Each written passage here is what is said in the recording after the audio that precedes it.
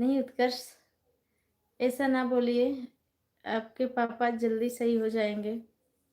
ये हम लोग मिल के दुआ करते हैं और ज़्यादातर हम माता रानी से करेंगे। आपके पिताजी हमेशा आप लोगों के साथ रहे बाबू। और हाँ, माइनस कैला। और ये सब ना सोचिए, सब सही होगा बाबू।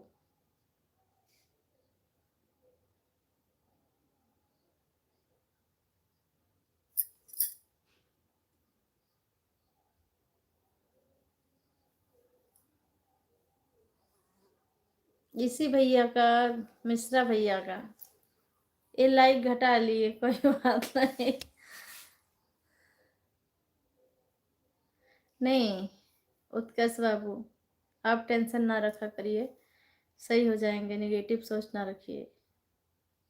हमेशा माता रानी से ही दुआ रहेगी कि वो जल्दी ठीक हो जाए। और